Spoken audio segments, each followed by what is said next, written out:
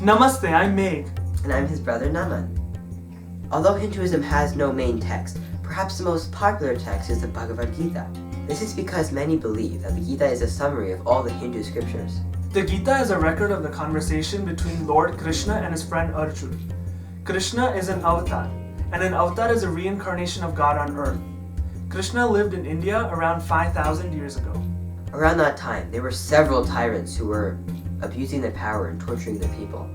One of the greatest power struggles was between the Kauravas and the Pandavas. These two groups were part of the same family. So the Kauravas wanted a dictatorship, whereas the Pandavas wanted a democracy ruled by a fair king.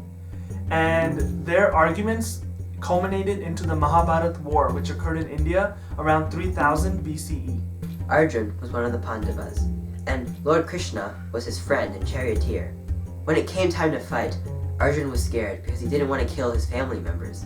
The conversation that happened between Krishna and Arjun is what became known as the Bhagavad Gita.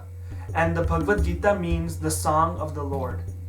This is also where Krishna reveals to Arjun that he is God, and then teaches Arjun about the purpose of life and how to realize God.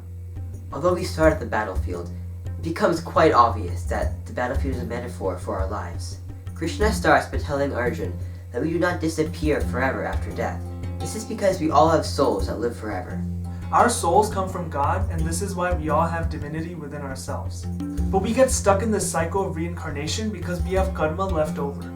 Krishna advises that while our past karma determines our current circumstances, we have the option of whether we want to be attached to these results or liberated.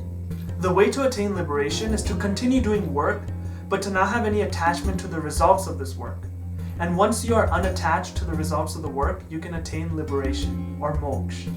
In Hinduism, moksha means reuniting with God, or Bhagwan. There are 3 paths suggested in the Gita to attain liberation. These paths are called yogas, and there are 3 types of yogas: Karma Yoga, Gyan Yoga, and Bhakti Yoga. Karma means action, and Karma Yoga is the path of realizing God through doing actions.